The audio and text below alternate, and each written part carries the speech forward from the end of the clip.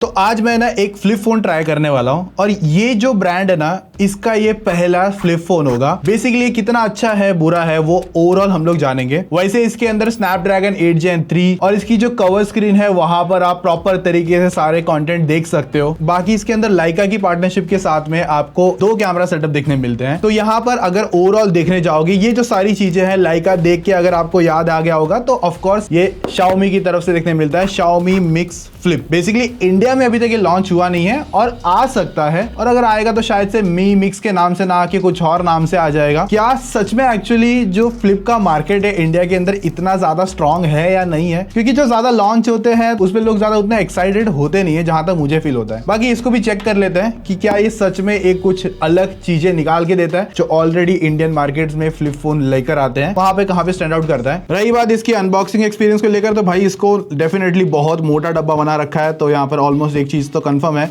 कि सारी चीजें बॉक्स के अंदर मिल जाती है। तो इसके अंदर आपको Xiaomi का ही बेसिकली एक हार्ड केस कवर मिलता है और कुछ यूजर पेपर मैनुअल वगैरह, और ये आपका डिवाइस है। अब ये ऐसा इसके लिए क्योंकि यहाँ पर हम लोग टेस्ट करके देख चुके हैं। बाकी बॉक्स के अंदर आपकी type A to type C charging cable और एक 67 वॉट का बड़ा सा चार्जर आता है। तो ये सारी चीजें बॉक्स के अंदर है। बाकी अगर फोन का फर्स्ट लुक देखोगे तो इस तरफ है ना ये थोड़ा सा मैं कहूंगा मैटी है, बट उसी के साथ साथ ग्लॉस भी निकल कर आता है तो बहुत ज्यादा स्लिपरी फील होते रहता है इसके साथ में। और अगर यहाँ से अगर आप देखने जाओगे तो 2 कैमरा मॉड्यूल है जिसमें अल्ट्रा वाइड यहाँ पे नहीं दिया है, साइड माउंटेड फिंगरप्रिंट स्कैनर है, और दूसरी चीज हाथ में काफी ज्यादा बस्ते भी देखने मिल रहा है। इवन इसकी जो स्क्रीन है वो भी काफी ज्यादा सही है, एक 4.1 इंचेस की जायंट डिस्प्ले देखने मिलती है। और इसको ना Xiaomi ने बहुत अच्छा बनाया, मतलब यहाँ से इसको समझ के बनाया हुआ है। और ये वाला एरिया है ना अलग छोड़ रखा है। जैसे मैं आपको एक एग्जांपल, कोई एक एप्लीकेशन है, फॉर एग्जांपल हम लोग यूट्यूब खोल लेते हैं। मैं यहाँ से एक्चुअली एक चीज कोशिश कर रहा हूँ, वाईफाई देने की कोशिश कर रहा हूँ, बट यहाँ से हो नहीं रहा है। तो शायद उसके लिए मुझे फोन को खोलना ही पड़ेगा और नाउ मैं जाके वाईफाई चेंज कर सकता हूँ। तो ये थोड़ा सा ऑड लगा देख के। तो अभी पासवर्ड तो डाल चुका हूँ, वापस फोन को बंद करते हैं। एंड अगर यहाँ से मैं फिर से ट्राई करूँ तो यहाँ पर वाईफाई तो लग गया, देखो यहाँ से तो होता ही नहीं है, तो एक अलग चीज देखने मिल रही है। तो अगर देखो यहाँ पे जैसे हम लोग यूट्यूब पर आ गए, एक चीज बहुत अच्छी है, फॉर एग्जाम्पल हम लोग कोई अगर शॉर्ट्स वगैरह देख रहे हैं तो यहाँ से आप स्क्रोल कर सकते हो। इवन इस फोन की हैप्टिक्स बहुत अच्छी है, इस तरीके से नहीं आ रही। अगर आप की से कम ज्यादा करते हो ना एक एक करके तो थोड़ा सा हैप्टिक फील होता है जो कि बहुत ज्यादा सॉलिड है। और यहाँ पर आप पूरा इसी स्क्रीन पर है ना यूट्यूब का कंटेंट देख सकते हो, शॉर्ट्स रील वगैरह जो भी है, और यहीं से कुछ विजेट्स है जो कि इसको कवर कर देता है। क्योंकि कैमरा मॉड्यूल के हिसाब से अगर ये चीजें यहाँ पर आएगी तो ओवरलैप हो जाएगा और कंटेंट कटना चालू हो जाएगा। तो जो कि इसके अंदर Xiaomi ने बहुत ज्यादा ध्यान रखी चीजें रखी है। फॉर एग्जांपल अगर मैं कीबोर्ड पे आके एक कुछ टाइपिंग करूँ, यहाँ पर आपको एक बार छोटा सा कीबोर्ड फील हो सकता है कि यार मतलब ढंग से टाइप नहीं हो रहा है, तो आप बस फोन को घुमा दो, अब आपको पूरा बड़ा सा कीबोर्ड मिल जाएगा, तो टाइपिंग कर सकते हो। बट एक और चीज यहाँ पे फिर से इन्होंने कैमरा के ऊपर चीजें ओवरलैप नहीं करी है। तो फॉर एग्जाम्पल देखो यहाँ पे जैसे हमने फुल कॉन्टेंट प्ले कर दिया है, तो अभी ये क्या किया है, इसने इतने एरिया में रखा है, यहाँ पर तकलीफ नहीं दी है। पर यही चीज को अगर मैं यहीं से फुल स्क्रीन कर देता हूं तो अब ये है ना इसने इस तरीके से एक्सपेक्ट रेशियो रख दिया है ताकि कंटेंट कटना ना चालू हो सके। और उसी के बाद में अगर इसकी वॉल्यूम भी देखोगे तो वो भी काफी ज्यादा स्ट्रांग है, क्योंकि एक तो यहाँ से फीडबैक आ रहा है, और एक और चीज अच्छी है इस फोन पर कि यहाँ पर एक है ना माइक दे रखा है, जैसे ध्यान से देखोगे तो आप डायरेक्टली ना कुछ इसी तरीके से कॉल कर सकते हो। वरना मोस्ट ऑफ फ्लिप फोन्स पे ना आपको स्पीकर पे बात करनी पड़ेगी या फिर फोन ऑन करके बात करनी पड़ती है। बाकी यहाँ पर देखोगे तो ऑफकोर्स डेफिनेटली लाइका की पार्टनरशिप है। पर एक चीज मुझे ये देखनी है कि यहाँ पर अगर सपोज मैं कंटेंट अगर प्ले कर दूं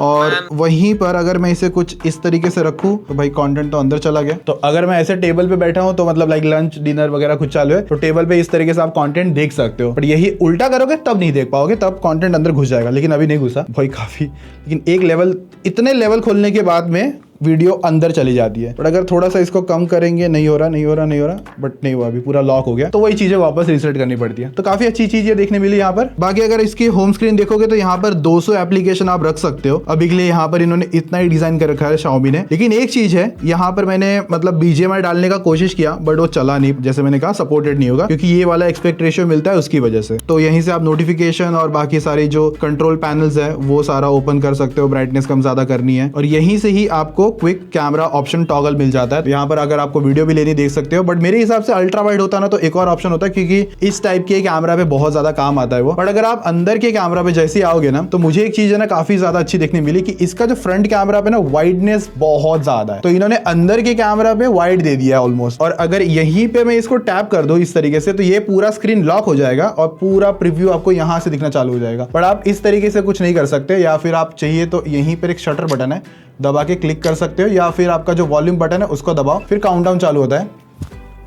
और इस तरीके से फोटो आ जाती है। और फिर जब आप इस तरीके से यूज नहीं कर रहे हो तो यहीं से आपको वापस ये बोलेगा कि भाई अनलॉक करो और सारा सीन वापस सामने आ जाएगा। बाकी देखो ये जो फोन है ना, इंडिया में तो लॉन्च नहीं हुआ है जैसे मैंने बता दिया, बट बाहर से मैंने इसे मंगाया और वहां पर इसकी जो स्टार्टिंग बेस प्राइसिंग है ना वो 70,000 है। फिर 1 TB तक जाता है तो कुछ अराउंड 85,000 के आसपास आ जाता है। और मेरे पास जो वेरिएंट है 12 GB विद 512 GB स्टोरेज के साथ, तो उसकी कुछ प्राइसिंग 76,000 के अराउंड निकल कर आई। बाकी यहाँ पर साइड की तरफ ऑफकोर्स एल्यूमिनियम फ्रेम और बिल्ड क्वालिटी में तो एकदम मुझे सॉर्टेड देखने मिला। बट अगर मैं इसकी अगर हिंज की क्वालिटी अगर देखना चाहूंगा तो जैसे कि अगर मैं इसे इतना ओपन करूंगा तो यहाँ पर ये स्टॉप नहीं होता। अगर मैं फॉर एग्जांपल पूरा 180 रख दूं तो यहाँ तक ठीक है, फिर धीरे यहाँ तक अच्छी खासी तरीके से होल्ड कर लेता है। और इवन जो इसकी हिंचेस है ना वो भी एकदम मुझे अच्छी देखने मिली है, ऐसी कोई कर ऐसे चिर आवाज नहीं करता, प्रॉपर एकदम स्ट्रॉन्ग देखने मिल रहा है। पर अभी रही बात यहाँ पर अंदर की क्रीज, तो वो डेफिनेटली हल्की सी तो फील होगी, बट इतना है कि और फोन्स के मुकाबले इसकी क्रीज वो आपको अच्छी देखने मिल रही है। बाकी अगर अंदर देखते हो तो एक चीज तो आपको नजर आती है कि ऑफकोर्स ये के साइड के जो बेजल्स है जो मोस्ट ऑफ फ्लिप फोन्स में आपको देखने मिलते हैं, लेकिन यहाँ पर वो सॉर्टेड देखने मिल रहा है। प्लस यहाँ से भी हल्का सा राउंडेड है और इसको भी कर्व करके रखा हुआ है, और यहाँ पर भी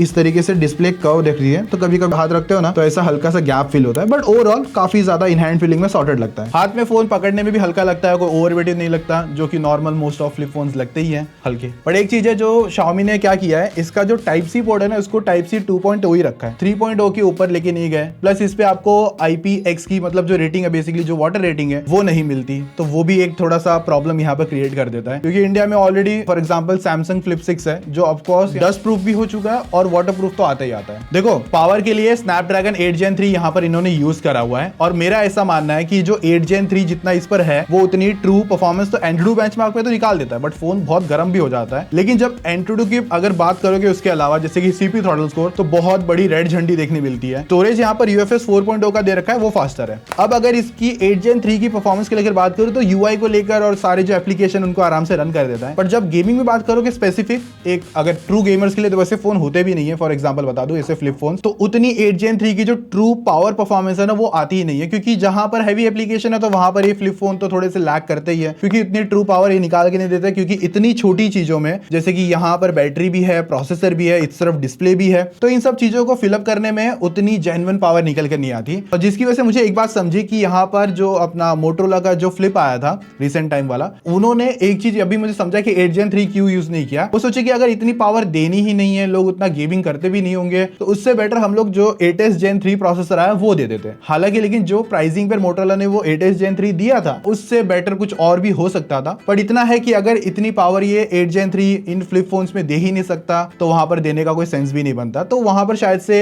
मोटरोला ने तो एक थोड़ा सा अच्छा मतलब मैं कह सकता हूं मूव किया था। बाकी इसमें नॉर्मल परफॉर्मेंस आपको मिल जाती है, क्योंकि ग्रीन झंडिया रेड झंडिया आ जाती है आसपास में। बैटरी में काफी अच्छा नंबर है 4780 mAh, 20 mAh से बच गया, वरना ये फोन अभी तक का मतलब सबसे बड़ी बैटरी वाला फोन हो सकता था। और 67 वाट की चार्जिंग है, तो स्पीड वगैरह आपको सॉर्टेड फास्ट देखने मिल जाती है। वायरलेस चार्जिंग नहीं दी हुई है, वो एक प्रीमियम फीचर भी यहाँ पर लैग कर गया, क्योंकि मोटरोला और सैमसंग पे ये चीजें मिल जाती है। और ऑफकोर्स हेवी परफॉर्मेंस के टाइम पे ये फोन बहुत ज्यादा गर्म भी होता है, तो ज्यादा समझ जाओ जहां पर भी आप हैवी वाली बातचीत करोगे तो आपको ज्यादा कुछ ऐसा मिलेगा नहीं और गर्म ज्यादा हो जाएगा। इवन रही बात यहाँ पर 5G बैंड्स को लेकर, तो देखो 18 5G बैंड्स वहां पर है, वाईफाई और ब्लूटूथ सब कुछ लेटेस्ट आता है, साइड माउंटेड फिंगरप्रिंट स्कैनर है। बाकी डिस्प्ले में अगर मेन स्क्रीन अंदर देखोगे 6.86 इंचेस का 1.5K का डिस्प्ले है, LTPO डिस्प्ले है 120 हर्ट्ज की रिफ्रेश रेट के साथ में, और जो पीक ब्राइटनेस 3000 निट्स के साथ में, और जो बाहर की डिस्प्ले है वो 4.01 इंचेस के साथ में आती है, और वो भी 1.5K डिस्प्ले जिस पर ग्लास जो है वो एमोलेड डिस्प्ले आता है 120 हर्ट्ज की रिफ्रेश रेट के साथ में, 3000 पीक ब्राइटनेस बाहर भी दे रखी हुई है। देखो इनर डिस्प्ले की जो कलर वगैरह है वो भी अच्छी आती है, और आउटर डिस्प्ले के कलर्स वगैरह है, आप कंटेंट देखते हो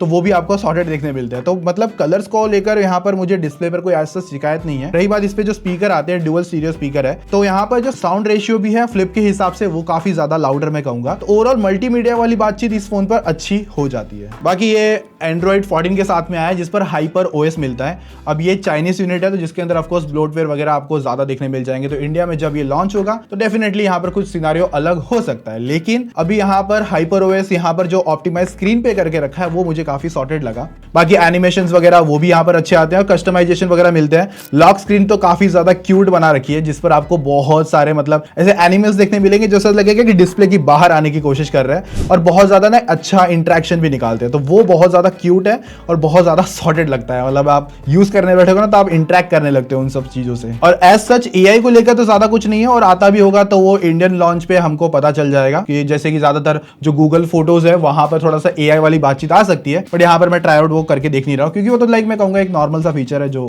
आ गया तो कोई बड़ा ज्यादा चेंज नहीं होगा।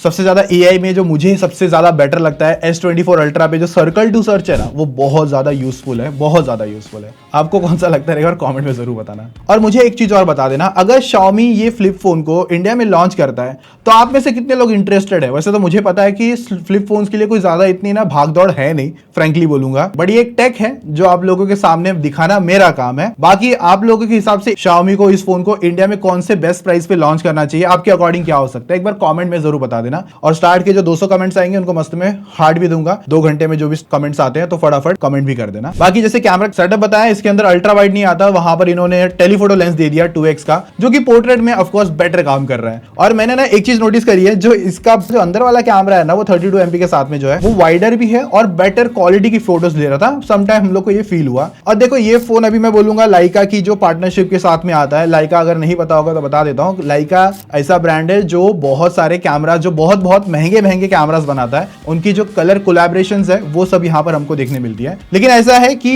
अभी मैं इतना कहूंगा चाइनीज यूनिट के हिसाब से थोड़ा सा स्किन टोन इंडियन पूरा ऑप्टिमाइज होता नहीं है, तो एज सच जितनी फोटोज मैंने देखी मुझे कुछ सिनारियो में यहाँ पर इसका पोर्ट्रेट का एज डिटेक्शन में इशू लगा, और समटाइम इसका जो कलर कॉन्ट्रास्ट है वो थोड़ा सा ज्यादा ब्लैक लगता है। तो मैं कहूंगा एज सच मुझे यहाँ पर कैमरा ओके लगा है, मतलब ऐसा नहीं कहूंगा बहुत ज्यादा अजीब है, पर अच्छा देखने मिल जाता है। 8K की रिकॉर्डिंग वगैरह कर सकते हो, बट कोई करता नहीं है, सीरियसली बताऊंगा। 4K में 30 FPS वगैरह आप 60 FPS वगैरह एक बार फिर भी कर सकते हो। अल्ट्रा वाइड लेंस नहीं दिया है तो वाइडर वाली फोटो या वीडियो आप नहीं ले पाओगे। तो एज सच यहाँ पर देखो इस फोन में ऐसे नहीं कि बहुत कुछ अच्छा देखने मिल रहा है। लाइक यहाँ पर आपको जो एक तो IP रेटिंग का जो मैंने बताया वाटर वाला सीन नहीं मिलता, वायरलेस चार्जिंग नहीं मिलती, फिर यहीं पर आपको Type-C 2.0 दे रखा हुआ है, और कहीं सिनारियो में थोड़ा बहुत यहाँ पर जैसे कि मैंने कैमरा में कहा थोड़ा सा ऊपर नीचे लगता है। तो मुझे नहीं लगता कि इंडिया में अगर ये फोन 80-90,000 के अराउंड आएगा तो कुछ ज्यादा सक्सेस वाली बातचीत होगी, क्योंकि इसी प्राइस के अंदर बेटर मार्केट में 2 फोन ऑलरेडी मेरे हिसाब से है। सैमसंग का एक तो फ्लिप 6 हो गया, या फिर आपका मोटरोला का फ्लिप अल्ट्रा हो गया,